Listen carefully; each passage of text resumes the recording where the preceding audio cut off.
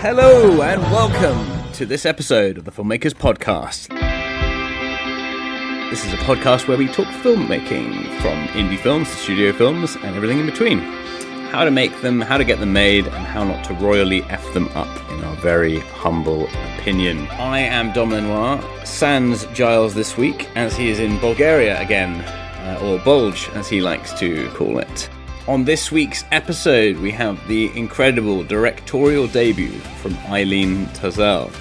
She is a well-regarded actress in her own right, and this is a frankly incredible debut. It is a love story set in Scotland and London that follows the romance between Kira and Ian, who met too briefly over a winter weekend while on the run for themselves. I saw the poster for this and I thought this is going to be an absolutely fantastic indie in the making, and almost looks like a sort of mini working title, and I was very pleasantly surprised that the drama and the acting and the whole craft of this film was at such a high level.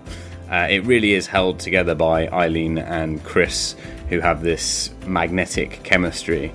And the whole way that it's crafted, with the story which takes you to the Isle of Skye in Scotland and back to London on this sweeping and very raw tale, it's a very impressive piece of work, and one that I regard maybe as my indie film of the year.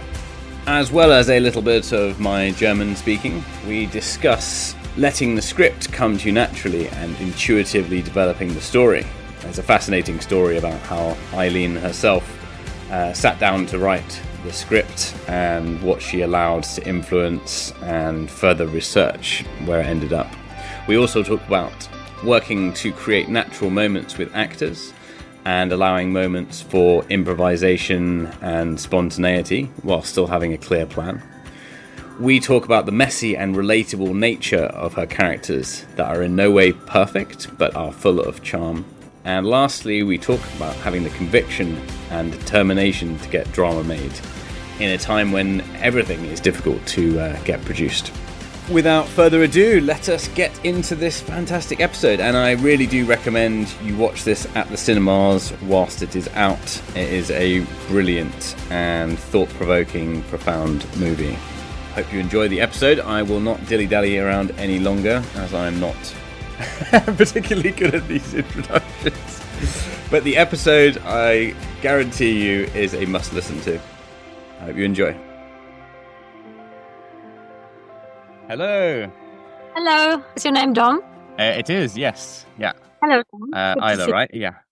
Aylin, like come on Aylin, like the song. Oh, okay. Do you want me to have a go at saying hello in German? I've been practicing my German a little bit. 100% I want to hear it. Okay. Willkommen beim Filmmaker Podcast. Schauspielerin und Regisseurin Aylin. Hello, Dom. That was amazing. That was actually really impressive. Yes. Okay. My Did you learn that just for this moment? Yeah, well, a little bit, but obviously for this moment, but mein Bruder lived in Deutschland, so I've learning a little bit of German, but whenever I've got a German to practice on, I try and come up with something special to yeah, you get it all out.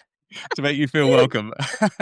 Yeah, you're very welcome. Thank you. So how's London? I mean, you've caught like the perfect London summer where it's not actually sunny, but it's very hot and muggy and really fun to go on the tube. Absolutely, yeah. I mean, I really try to, as much as I can, avoid the tube whenever. Yes. I'm more the bicycle person or walking. Okay, that's very German of you. It's very German of me, I know, but I actually really, really love walking, because then usually in London everything's very far away from each other. So you actually do walk for a long, long time, and then you can listen to podcasts. Yeah, like the Filmmakers Podcast. We'll get that. We'll take that soundbite out for. I love walking around in London, especially because I mean you can get a lot of places within an hour. Yes, and it's a great way to like. I can't remember where I heard it, but it's a great way, specifically walking, to have ideas versus sitting down or being inside. Like it's good for creative juices. Oh, 100%. I'm really someone who loves to be in movement, let's say. And I really feel like when I move, even just when I'm on the train, but then still the train is moving. So whenever I'm traveling from A to B, I feel a lot of creativity flowing through me. So yeah, maybe that's maybe you're on some kind of train of thought. Maybe that. Maybe. So I mean, congratulations on your film. I mean, I don't know. My first port of call when I look at a film and I think, is this going to be a good film? I look at the poster and I thought, hang on, this looks like it could be like one of these indie working title-y type, could be surprisingly good. Because you never know whether in India if it's going to be like good or very good or exceptional. And you'll be pleased to know that when I watched it, I was delighted. Oh, hurrah! And Otherwise, it would be really embarrassing for the both of us now to have to go through this interview. Well, yeah. You know? I mean, we'll just talk about trains and walking. Exactly. and You would have probably just cancelled on me. So just that you're here is already a good sign. We'll just cut it off. But I mean, it really is. It's very hard to make an independent film, especially a drama. I'm always constantly told by different people you should never make drama. It's impossible to make drama at a high level. And this feels like a high level drama because the writing is really good, the performances are incredibly good, and it has a sort of, I don't know, there's just something like very polished and natural feeling about it. Also, one of my favorite places, the Isle of Skye. There you go. I mean, just having a magical setting like immediately takes you on a journey. I always felt this. I did a movie in the German mountains when I was many years ago, and just by traveling somewhere magical, it does something to the movie. But that's the difference. To you, the German mountains are magical. Well, that's true. I go to Scotland to find the magic, apparently. Yes. Well, there we go. I mean, it's the act of. I feel like there's something about the ambition and putting yourself and the crew and the idea away from your home immediately elevates your film, like wherever you're from. So let's 100%. Let's talk about how it started. Like, where did the inception of the idea come? Yeah. So I mean, I already shared with you that apparently I need to be on the move for like creative things to burst out of me, which is not not like Alien. Yeah. No, but it's actually not the nicest thing for my German producers, because like obviously after I did Fall Into Place, now they were like, okay, so what's next, and can we work together again? And I did say to them, yes, we can, but this time we will have to go to Scandinavia. And they were like, can you not just bring us something that we can finance in Germany? For Germany, it would make our life so much easier. Yeah. But no, to come back to your question, yes, for me, there's definitely a magic in the unknown, so to say. And to go to a place where I've never been before and just to see what that place does to me seems to be something that, awakens me on a different level. And in the case of Falling Into Place, basically, I felt a pull to go to Scotland. I had never been there before. I didn't know why I wanted to go there, but I just kept having this like daydreamy notions of I have to go to Scotland. And then I did go there for Hogmanay. Edinburgh. A classic one, yeah. Yeah, exactly. And I booked a bed and breakfast for 2 nights. And on the 1st of January, I sat down in a cafe in Edinburgh and I started writing the script. Wow. And I basically just went to the bed and breakfast person every 2 nights and asked for another 2 nights. And I did that for 3 weeks. And during that time, I then wrote the script. And wow, because I was sitting in Scotland, the story starts in Scotland. The main guy in the story is Scottish, and basically the aura of the place that I found myself in made its way into the story. And then the Isle of Skye is something that came a bit later because of the fact that I didn't know anything about Scotland. In my script, I had written Scottish coastal town because I knew the story would be about 2 people meeting in a rather isolated place with not a lot of people around, and I knew that the story would evolve and bring them both into London. I didn't know at that point yet how that will happen, but I didn't know where to place this Scottish coastal town. So by the time I had producers and we were talking about locations, my producers were like, okay, so where is this Scottish coastal town? And I said to them, well, give me 10 days. And I grabbed a friend of mine because at the time I had my driving license, but I had never driven in the UK. And as you know, everything's on the wrong side. And good German driver, though. Exactly. I'm a very, very good German driver, but I wasn't at the time. Okay. Yeah. And I had this adventurous friend who was like, yes, let's do a road trip. Let's try to find your place in your story. And then obviously when we stepped onto the Isle of Skye, there was just no doubt because, you know, there's a magic in the light, in the fog. There's some melancholy.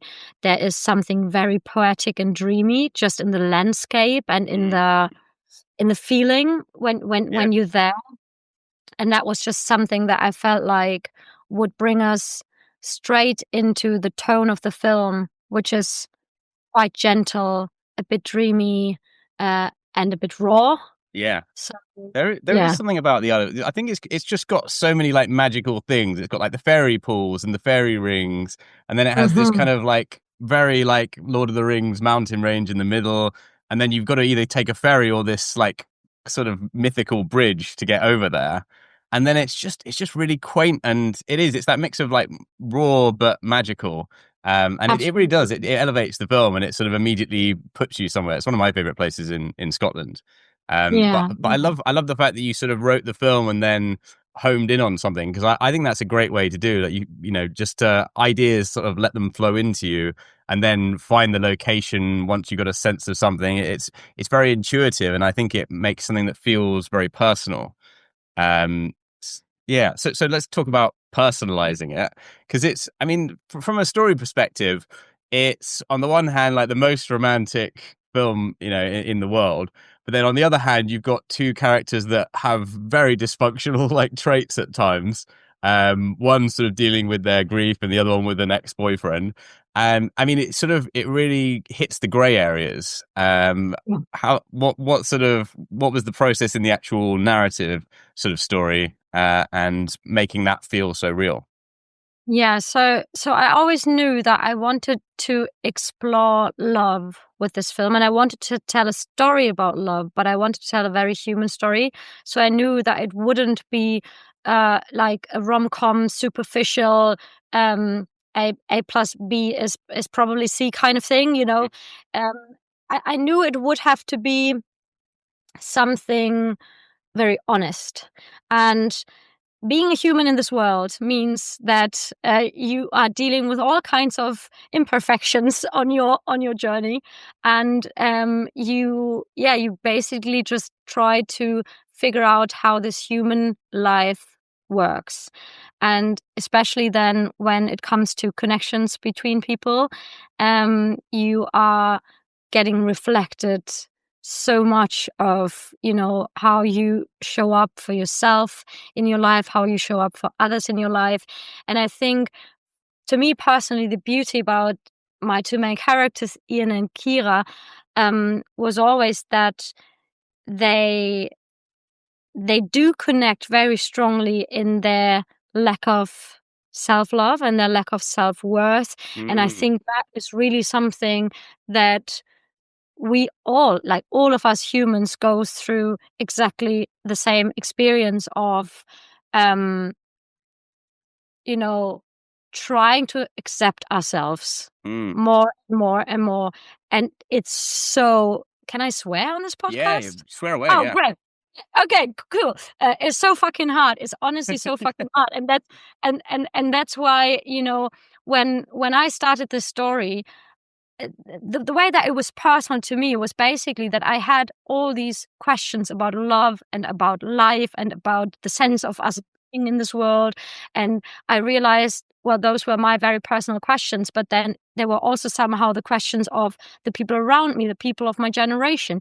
And I basically gave my questions to Kira and Ian, to my two main characters, and just sent them on the journey, and was basically going like, okay, you guys go and find me some answers, please. Here's your philosophy assignment. Yeah, exactly. And that's kind of how it is. And I think that's why, yes, we're exploring a love story in this film, and it is, I agree with you, quite romantic at times, but then really we're exploring to self-love stories, and those come with a lot of pain and with suffering, and also with moments where I'd say as an audience we can really dislike our two main characters for certain things that they do. And do. But then again, it just makes it more human. And I think it feels like a very mature. I mean, I like what you sort of saying about the lack of self-love. I think people's notions of what love is definitely changes when they get older. And I think usually there's like a lot more jading going on, like jaded about like, where you are in life, what everyone's like, what the reality of living and surviving and trying to be a creative and find someone that can fit around that kind of mess. And yeah, I think it's the maturity that is sort of really cool about this movie. It felt sort of and very, I think people can just identify with the struggle because, like we come into this world and we kind of like pure and raw as children. And then at some point in all of our lives, this whole conditioning starts, this whole judgment starts from others towards us, from ourselves towards us. Our whole school system is built on succeeding or failing. And this goes on and on and on like that in life. And then we come into adulthood, and now our generation has started to be like was the first generation that was suddenly surrounded by things like social media and dating apps, which is obviously just more tools that bring more and more insecurity, because then you just feel like, oh, you're being chosen or you're not being chosen, and you have to present a certain version of yourself on those apps in your social media life. And there's just a form of functioning and also in that way successing your way through life, which I think is just comes with so much pressure and so much feelings of not being enough for people. And I guess that's also why I kind of liked for Kira and Ian to meet in a very old-fashioned way, to basically just run into each other. I mean, they don't even do any kind of small talk. That's also why, and I think this is something that we can already say now.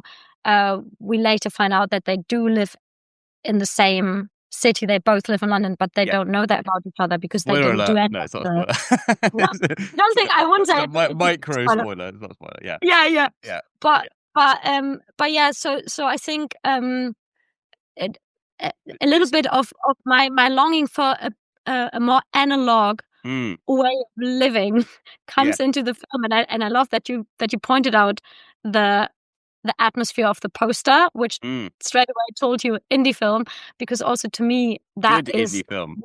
Yeah, but that to me is really the beauty also about indie film, that I feel like they are allowed to be to have edges, let's say, they can be complicated and they can have challenging concepts and people that aren't perfect, and you can kind of get away with it. I mean, I like what you said about, because I think what you don't put into a film that to me is always, it comes down to film taste and what the notion is. And I'm the same. I love the sort of old Hollywood romance and maybe a generation before sort of the social media kind of world, because it did feel like more authentic adventures and connections with people.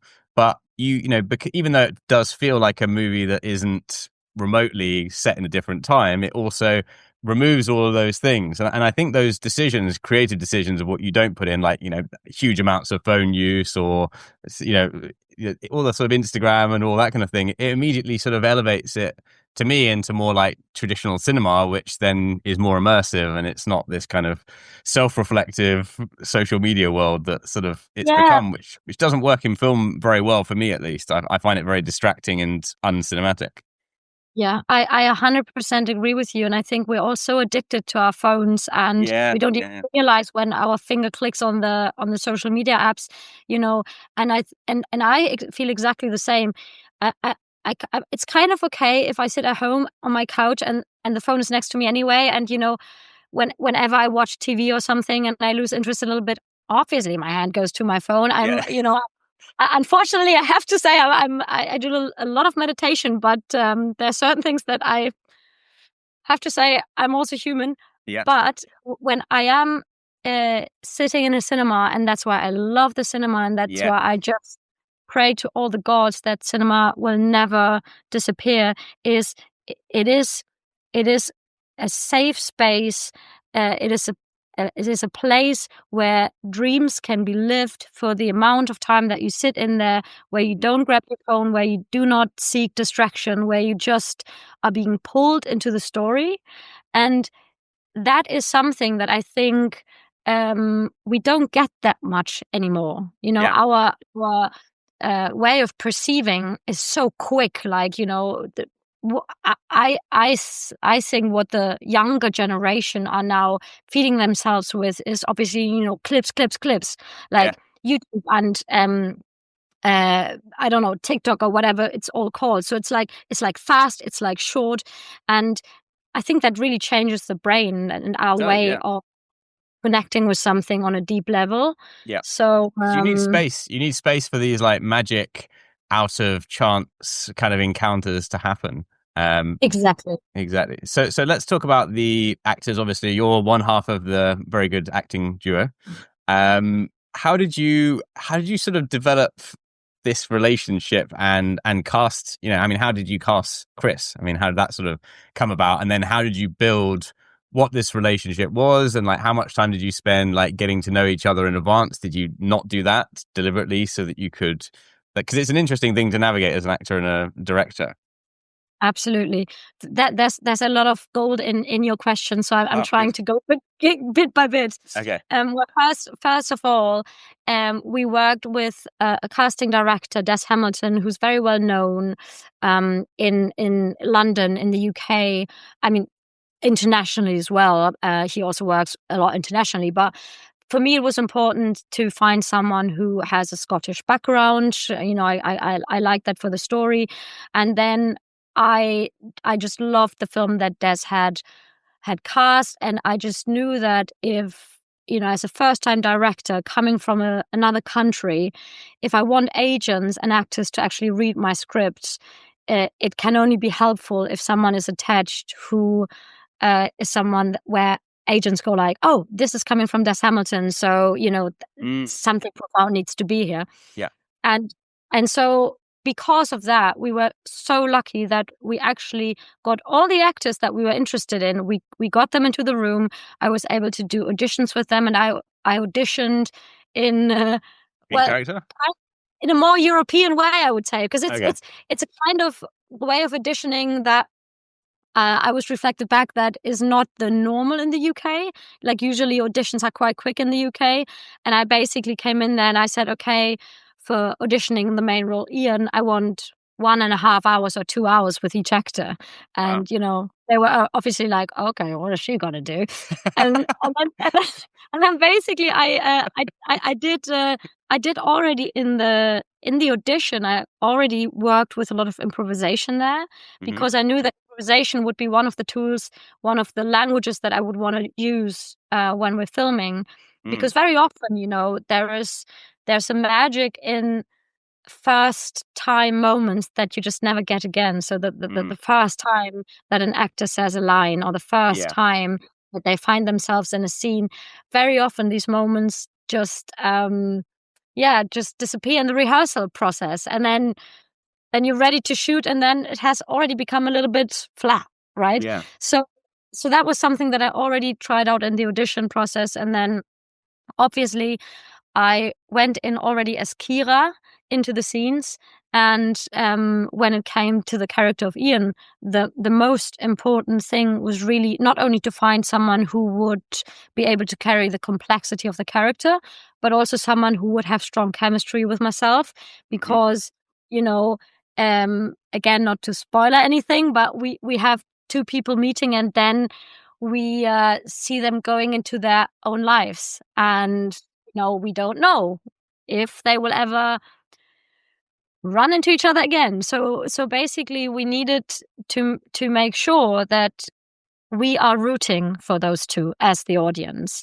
And and then Chris was just someone who first of all came in as a very strong actor, like very talented. He brought amazing humor, the depths and the vulnerability that the character Ian also has, and also, you know, the entertaining bit, let's say, because the character is someone who, well, we can say blinds people with his ability to be very performative and charming and fiery. Yeah. So we needed all of this, and that is quite complex. And Chris Fulton was just someone, where we saw all of that, and then at the same time, him and I just had a super beautiful level of really a really good humor together, and that was something. I mean, that's one of the biggest things, I think. It's that was something that we needed for those two characters, because this is what connects them right at the beginning, the ability to be just quite silly together. Yeah. And I think, I mean, how do you sort of get around the whole idea of not getting to know each other too much? I mean, what was it all in the script? Like, the sort of, did you plan out like dialogue to a big degree, or was it mostly just what you wanted to sort of get out of the scenes in a sort of general sense, and then improvising and letting it flow? Because I mean, like, some of the bits, like when you're dancing in the street and when you sort of first leave the pub, that sort of feels like, you know, how would you have done that without Well, first of all, with all of the cast, I did not really rehearse any scenes. What I did, I did rehearsals, but that was more prepping everyone for the characters, for the connections that the different characters have. But I did work a lot with, you know, a more body-focused work, where often we just took away the speech and just went into just the feeling of a scene, how far our bodies apart from each other, how close are they within a room, you know, just trying to find out the essence of a situation and of two characters without already rehearsing the dialogue. Yes. And I wanted to make sure that all the actors were prepped so that on the day we wouldn't have to lose time basically by answering essential questions. Yeah. So we were actually going into everything before, and then when it came to, for example, the scene that you're just mentioning with Chris, it's a scene where they just for the people who haven't seen the film yet at this point, it's a scene where they should have seen the film. Go and watch it. Yeah, exactly. What are you doing? Exactly. Or at least now in this moment they must go, oh, now I need to see the scene. But basically so they're in the street, they play this little game where they give each other how do you say I'm so improvisations or prompts or exactly. They just give each other these ideas of what they need to be, what the next thing to do is. Yes. We're being very mysterious here, but anyway. So I basically asked Chris. I said to him, "Okay, so look, this is in the script. Do you find these things funny? Are these things playful to you, or what ideas do you have?" And then in the end, we did use some things from the script and some things that he brought in, some things that I in the moment thought was really funny and brought in, and then and I guess that's why it feels quite real in the moment, because we actually had fun. Like we actually thought it was so silly what we were doing. And that obviously really helps when it's, you know, after midnight and everyone is tired. It helps if you find something real and truthful in the moment that brings joy. That's always a good thing. Yeah. Was there anything after the sort of the main shoot, or as you were going along, that you were thinking, okay, this is great, but this isn't quite working, or I feel like this should go in a different direction? Was there sort of any major shifts that sort of happened between the planned filming and how the edit sort of ended up, like pickup days or U-turns or that kind of stuff? No, we did not have any money for pickup days. Oh, okay. So even if we would have wanted to repeat something, it wouldn't have been possible. Yeah. I mean, you do find money then if you need to. But no, that was not necessary. Of course, you know, a film changes extremely in the editing process, only just for the fact that you have to lose so much material. Yeah. So when we first came to the edit room, the film was 3 hours, so we had to lose like 1 hour and 15, 20 3 minutes. hours. Wow. Yeah, Okay. yeah. That's amazing. Yeah. Yeah. But I guess that's also kind of normal. So you just have to say goodbye to a lot of things in the edit. Yep. But no, to be honest with you, when I first wrote the script, I had a certain feeling. It was less a very clear visual idea, but more a feeling towards the story. And then obviously people come on board. You have faces and voices to the characters. You suddenly have a production designer who, paints the walls in a certain color. You suddenly have composers who bring in, an atmosphere in their music towards certain scenes. And so with each person that you bring on board, obviously the film changes again and again and again. And it's a sort of director filter, really, isn't it? Sort of. Exactly. Yeah. And even when you, as the director, of course, are someone who takes the responsibility for artistic guidance, but still, I believe that you need to have a trust in your film, as in the right thing for the film will happen, and just be very open to what people bring to the table. And I think I was just very lucky with people like John Hopkins and Ben Lucas Boysen for the music, Andy Drummond as a production designer, music was great. my cinematographer. I just had just very, very good people to bring that talent to this film. And What sort of point did you bring in producer notes? Like, did you sort of ask to get like a certain trim down before you brought them in, or did you just shove 3 hours on them and say, "Give me your notes"? Like, at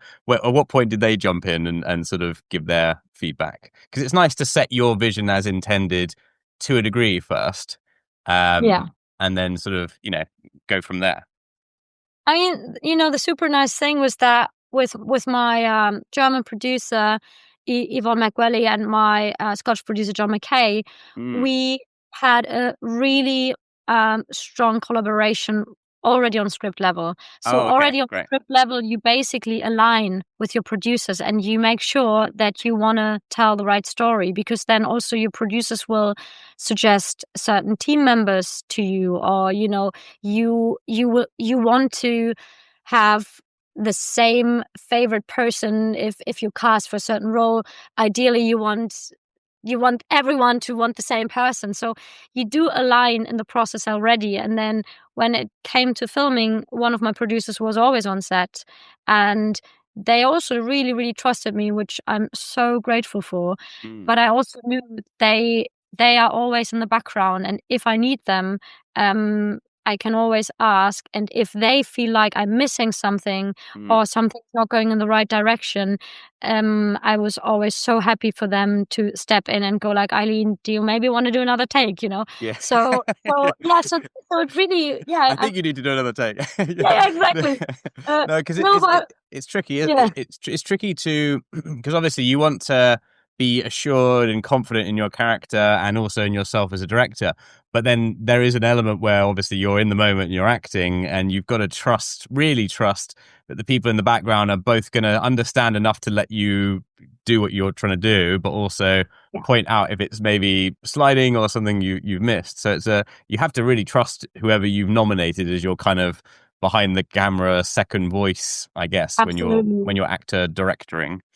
Yeah, absolutely. And it is again, I will swear, I'm really sorry, but it's so fucking hard to make a film. It's so hard.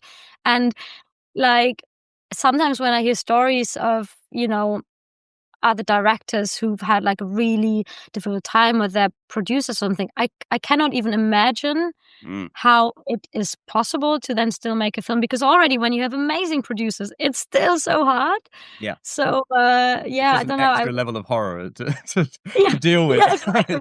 It's just like slightly less PTSD when you've got good producers to having like not helpful ones.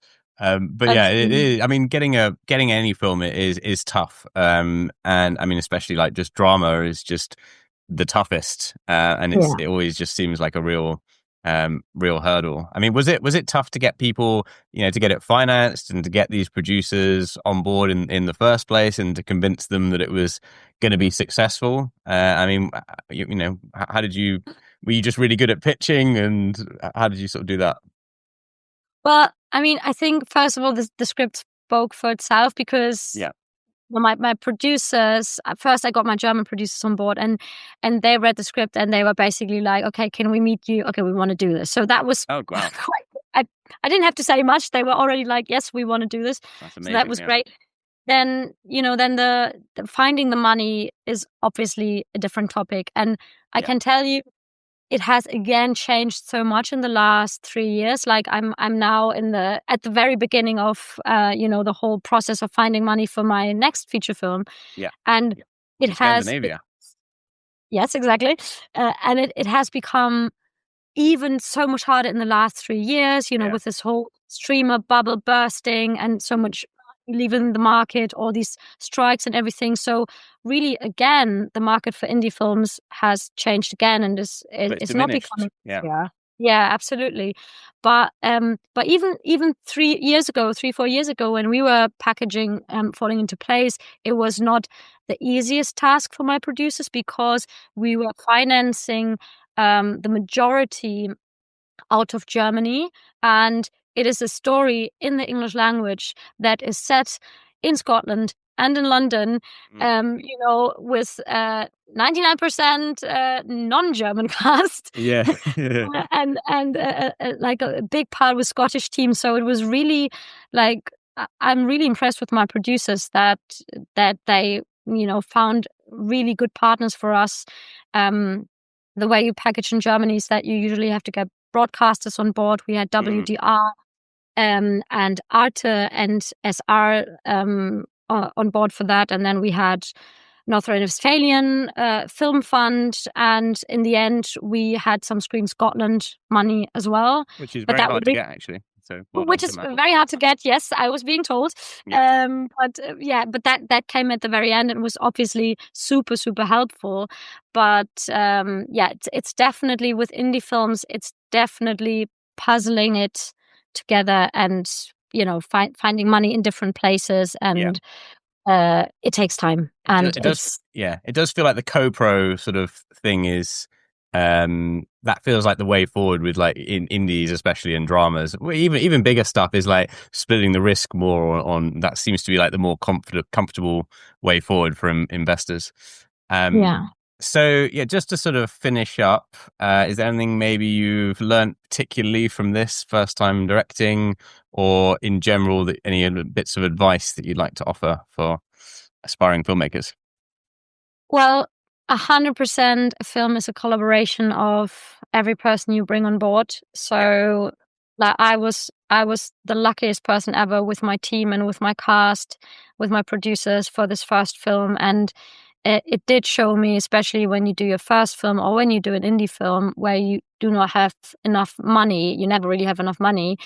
You need to find people who really, really want to do this film and who do it for the right reason, And then I think the other thing that I learned is that you, as a director, you have to stay true to yourself. Like you just very simply said, you have to stay true to your own taste because in the process of making it, there's a lot of voices, there's a lot of opinions. Yeah.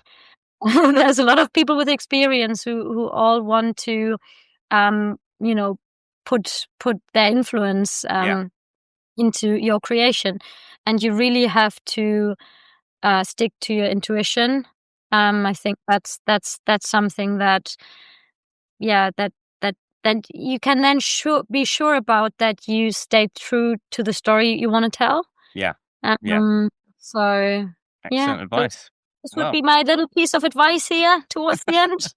Stay true to yourself. I like that. That's a good ending point. That's a good advice anyway. Also in life, and for the rest of life, it's also very helpful. Try and stay true to yourself. Amazing.